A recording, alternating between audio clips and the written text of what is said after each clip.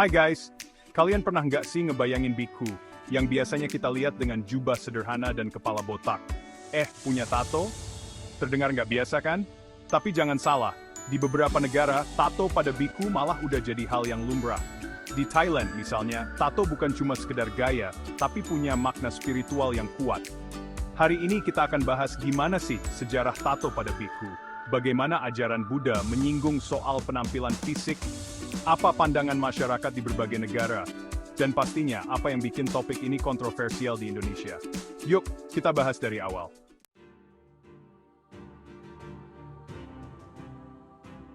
Tato pada biku di Thailand dan negara-negara barat. Di Thailand, tato pada biku sering dianggap sebagai simbol yang sangat spiritual. Tato ini dikenal sebagai sakyant. Tato sakyant adalah bentuk tato tradisional yang berasal dari Thailand, Kamboja, Laos, dan Myanmar. Pertama kali dibuat oleh praktisi spiritual sakyant, dan kemudian oleh biku. Kata sakyant diterjemahkan menjadi tato ajaib atau tato yang diberkati dalam bahasa Thailand. Tato ini harus dibuat oleh biku atau guru spiritual yang disebut guru sakyant atau ajarn, yang telah menjalani pelatihan dan praktik selama bertahun-tahun. Tato sakyant dipercaya memiliki kekuatan magis yang dapat melindungi pemakainya dari bahaya, mendatangkan keberuntungan, dan mengusir roh jahat. Tato ini juga dipercaya dapat meningkatkan kemampuan fisik dan mental pemakainya, seperti kekuatan, keberanian, dan kebijaksanaan. Tato biasanya terdiri dari desain dan simbol rumit, yang diyakini memiliki makna dan kekuatan yang berbeda. Beberapa desain sakyant yang paling umum termasuk Ha Teo atau 5 garis, Gao Yord atau 9 puncak, dan Payet Tit atau 8 arah. Tato ini bukan cuma gambar atau hiasan, tapi dianggap sebagai simbol perlindungan. Buat masyarakat Thailand, para biku yang punya tato sakyant dihormati dan dianggap membawa berkah tersendiri. Salah satu pola yang populer adalah gambar hewan, seperti harimau atau naga, yang mewakili keberanian atau perlindungan. Selain itu, ada juga yang berupa mantra atau kata-kata dalam aksara Pali yang dianggap punya kekuatan khusus. Tato ini nggak sembarang ditempatkan, karena setiap posisi di tubuh punya makna yang berbeda. Jadi, tato pada biku ini punya sejarah panjang dan disakralkan. Sementara itu, di negara-negara barat, terutama Amerika dan Eropa, pandangan soal tato jauh lebih bebas. Seorang biku yang sudah bertato sebelum jadi biku, biasanya akan mempertahankan tato itu. Kenapa? Karena tato di barat dianggap sebagai simbol dari perjalanan hidup, ekspresi diri, dan cerita yang mendalam. Tato bisa jadi pengingat bagi biku akan masa lalu mereka. Sebuah masa lalu yang mungkin dipenuhi dengan perjuangan, atau perjalanan spiritual sebelum memutuskan menjadi biku. Bagi mereka, tato itu bagian dari cerita yang berharga, dan bisa tetap ada tanpa mengganggu praktik Buddhisme mereka.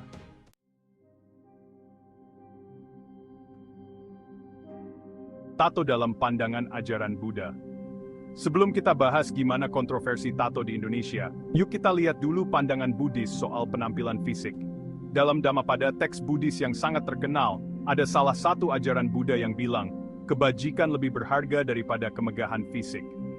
Di sini, Buddha menekankan bahwa nilai-nilai batin jauh lebih penting daripada penampilan luar seseorang. Ajaran ini mengajak kita buat nggak terlalu terikat pada penampilan, karena kebahagiaan sejati ada di dalam batin, bukan di permukaan fisik. Lalu apakah tato dianggap salah? Dalam Buddhisme, nggak ada larangan eksplisit soal tato. Buddha lebih mementingkan kualitas batin, kebijaksanaan, dan kasih sayang, dibanding aturan soal penampilan. Jadi sebenarnya, memiliki tato atau tidak bukan hal yang bertentangan dengan ajaran Buddha. Yang terpenting adalah bagaimana perilaku kita, cara kita memperlakukan orang lain, dan sejauh mana kita bisa mengembangkan welas asih dan pemahaman terhadap sesama.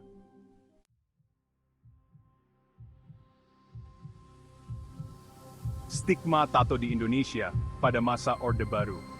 Balik ke Indonesia nih, khususnya di masa Orde Baru. Di era itu, tato sering diidentikan dengan hal-hal yang negatif.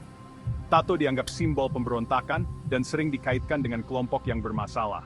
Masyarakat waktu itu menilai tato sebagai tanda pelanggaran norma sosial, dan ini berdampak ke citra publik secara luas. Di Indonesia, masyarakat sangat mengharapkan sosok tokoh agama untuk berpenampilan bersih, imat sesuai norma yang dianggap ideal.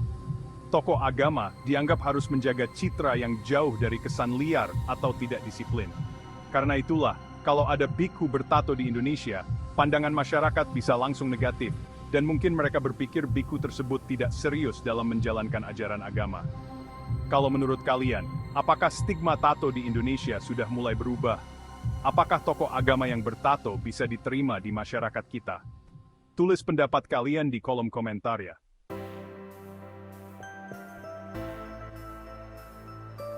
Tato sebagai ekspresi seni atau identitas pribadi di generasi kini. Zaman udah berubah, generasi sekarang lebih terbuka sama tato, melihatnya sebagai seni atau simbol dari perjalanan hidup.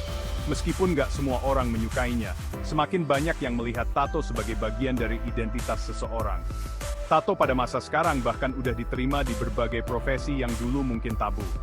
Tapi, di Indonesia sendiri, ada bagian masyarakat yang masih melihat tato sebagai hal yang kurang cocok, terutama bagi tokoh agama atau pemimpin spiritual. Bagi mereka, tato adalah simbol yang bertentangan dengan nilai tradisional dan kesopanan. Makanya, para biku di Indonesia lebih memilih untuk enggak bertato, demi menjaga kedekatan dengan masyarakat yang lebih konservatif. Mereka mengutamakan kenyamanan umat dan memilih jalan yang bisa diterima oleh semua lapisan masyarakat. Kira-kira, kalau kalian punya tato yang punya makna mendalam, apakah menurut kalian itu bisa jadi simbol spiritual juga? Atau justru terlalu beda dengan apa yang biasa diajarkan di Indonesia? Ayo, ceritakan pendapat kalian di kolom komentar.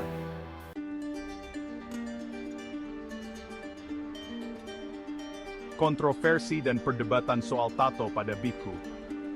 Nah, ini jadi pertanyaan yang menarik. Kalau di negara lain tato pada biku bisa diterima, kenapa di Indonesia ini masih jadi kontroversi?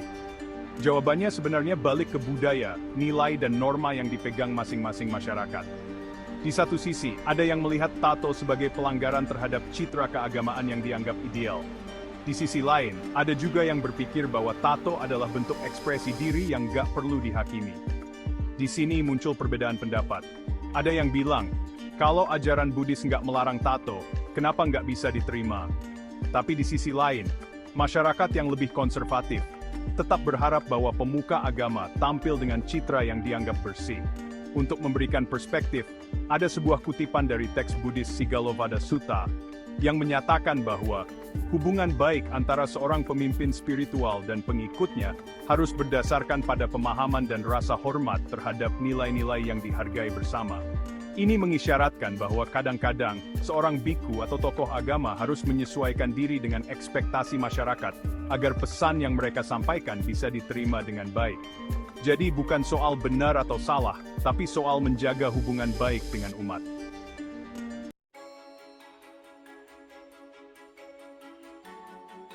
Perbandingan budaya dan kesimpulan. Pertanyaannya, apakah biku boleh bertato?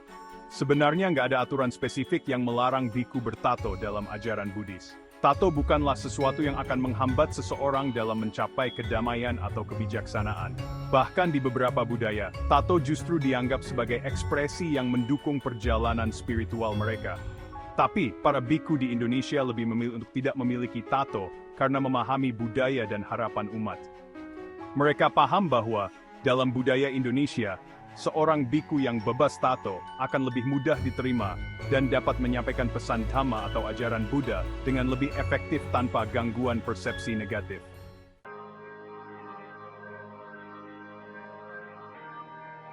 Kita udah bahas banyak nih soal tato pada biku, mulai dari sejarah, pandangan ajaran Buddhis, hingga persepsi budaya di berbagai negara.